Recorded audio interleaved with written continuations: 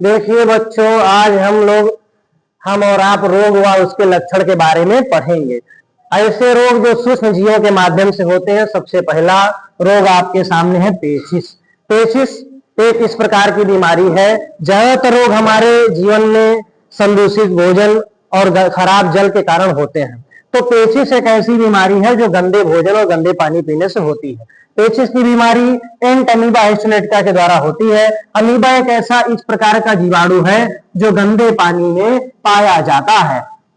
अगर पानी हमारा गंदा नहीं है तो हमें उसको स्वच्छ करना चाहिए और स्वच्छ जल पीने का प्रयास करना चाहिए। तो अमीबा के द्वारा जो एंट अमीबा हिस्टोलेटिका होता है, इसके द्वारा पेचिश का रोग होता है। पेचिश कहाँ प्रभावशाली होती है? पेचिश आपके लीवर को खराब कर देगी, जिससे जठर रस का श्रावण नहीं हो पाएगा और जठर रस के ना श्रावित होने पर ठीक प्रकार से भोजन का पाचन नहीं हो पाता, इसलिए यह रोग हो जाता है। और गंदे पानी से अमीबा पनपते हैं और गंदे पानी से यह रोग ज्यादातर होते हैं।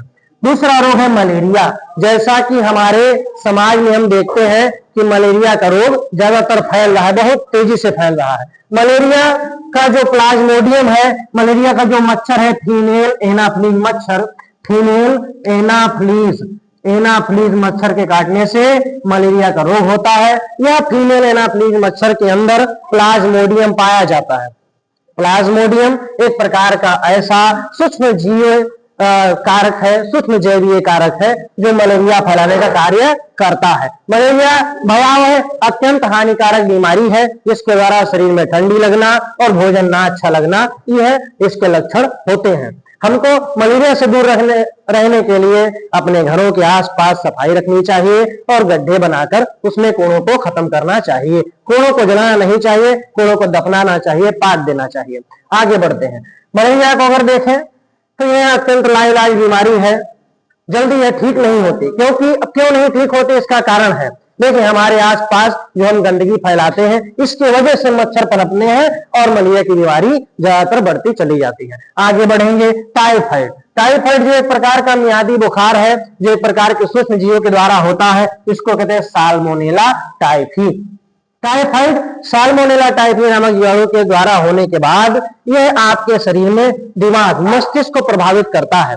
और आप जानते हैं पूरे शरीर को अगर कोई चलाए हुए है तो उसको कहते हैं दिमाग। और जब आपका दिमाग ही स्वस्थ नहीं रहेगा तो शरीर भी स्वस्थ नहीं रह सकता, आप कोई कार्य अच्छे से नहीं कर सकते। इसी प्रकार जब मियादी बुखार आपके शरीर में होता है तो दिमाग, जिसको दिमागी बुखार भी कहते हैं, तो दिमाग का कार्य करना प्रभावित हो जाता है, जिससे व्यक्ति बीमार पड़ जाता है और अच्छी उसकी दिनचर्या नहीं चल पाती। तो यह समस्या होती है। इसलिए हमको मियादी बुखार को दूर करने के लिए इसका लक्षण क्या है?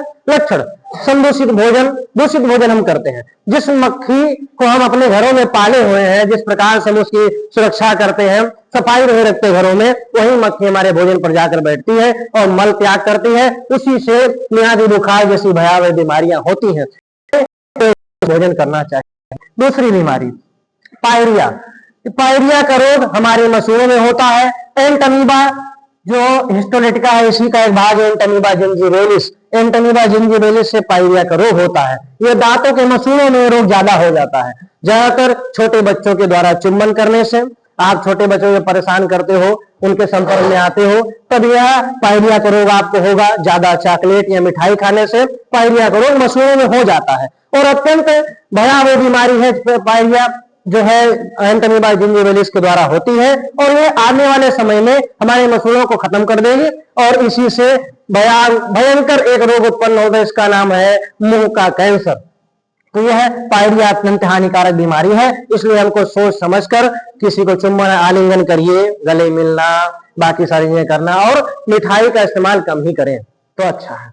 अगला रोग जो अत्यंत हानिकारक है टीबी, जिसको ट्यूबरकुलोसिस कहते हैं। आपने वृद्धों को, महिलाओं को, जो कुछ बच्चे भी हैं जिनका फेफड़ा प्रभावित हो जाता है खांसने छींकने से, लंबे समय से छींकते हुए देखा होगा। तो ऐसा तब होता है जब टीबी का प्रभाव हमारे ऊपर हो जाता है। और जो इसको क्या कहते हैं, देखो जो सूक्ष्म जीव होते हैं ये अत्यंत सूक्ष्म होते हैं, बिना सूक्ष्मदर्शी के इसको नहीं देखा जा सकता। और माइकोबैक्टीरियम ट्यूबरकुलोसिस जो जीवाणु होते हैं, जो विषाणु होते हैं, इन्हीं सूक्ष्म जीवों के द्वारा टीबी का रोग होता है, जिसको क्षय रोग भी कहते हैं। टीबी अत्यंत हानिकारक बीमारी है जो आपके फेफड़ों को हानि पहुंचाती है, सांस लेने में दिक्कत हो जाती है, काफी सारी परेशानियां आपको झेलने को मिलेंगी। डेंगू, डेंगू की अगर बात करें तो हमारे घरों में, घर के कोनों में डेंगू जो मच्छर है, ये हमारे घर के कोनों में गंदगी के रूप में पाए जाते हैं। जहां जहां जिन भी घर के कोनों में गंदगी होगी, चाहे इस क्लासरूम की बात करें अगर हम, तो वहां पर डेंगू के मच्छर पनपेंगे, तो उसको फीमेल क्यूलेक्स मच्छर कहते हैं। और खून पीने का काम किसका है? हमेशा फीमेल खून पीते हैं, इनका कार्य यही है, हमेशा फीमेल मच्छर ही खून पिएंगे। आप देख सकते हैं फीमेल एनाफिलीज भी खून पी रही है, और यहाँ पर फीमेल क्यूलेक्स मच्छर भी खून पी के डेंगू फैला दे रहे हैं। तो बच्चों, लेकिन अब एक प्रश्न इसमें आ गया कि फीमेल मच्छर खून पीते हैं, फीमेल का काम है खून पीना। अब चाहे वहां किसी भी क्षेत्र में देख लीजिए, खून पीने का काम है। तो मेल मच्छर क्या करते हैं? मेल मच्छरों का कार्य है भाई कि मेल मच्छर फूलों का रस पीते हैं। जो फूल हम देखते हैं, उन फूलों का रस पी करके मेल मच्छर जीवित रहते हैं। किसी भी पुष्प का रस पीते हैं, जैसे सरसों, ब्रसिका, उसका रस पीते हैं। आइए, हैजा बीमारी, आज से कई वर्ष पहले हैजा की बीमारी फैली थी, जिसको गांव देहात में हैजा कहा जाता था, नहीं बोल पाते थे लोग। हैजा अत्यंत हानिकारक बीमारी जो बिबरी, जिसको कालरा कहते हैं। हमारे देश में जो भुखमरी गरीबी का जो हालात है, अगर यहाँ पर कोई बड़ा सा प्रोग्राम करवा दिया जाए तो लोग उस सिस्टम को समझेंगे नहीं, जिस प्रकार से भोजन करना है उस सिस्टम में आ जाएंगे, जिस प्रकार किसी प्रकार से भोजन करना है, एक ही थाली में सब रख लेना है, इससे बीमारी उत्पन्न होती है। और कुछ लोग उसी भोजन को ले जाएंगे, 3-4 दिन तक खाएंगे। तो जो हमारा देश का स्थिति है आप जानते हैं, तो उससे ज्यादा रखे हुए भोजन को करने से हैजा होता है, गंदे भोजन को करने से हैजा होता है, ज्यादा भोजन एक ही साथ परोस ले रहे रखने से हैजा हो जाएगा, ज्यादा खाने से हैजा हो जाएगा, इसको हिंदी में कालरा कहते हैं।